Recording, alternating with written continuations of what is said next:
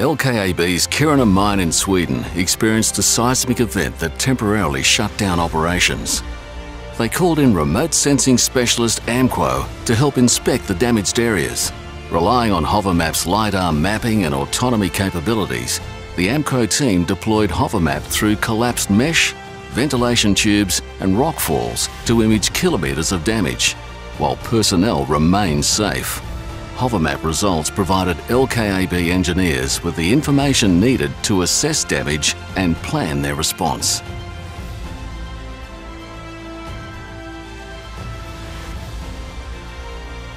They conducted 30 scans, collected over 1 kilometre underground.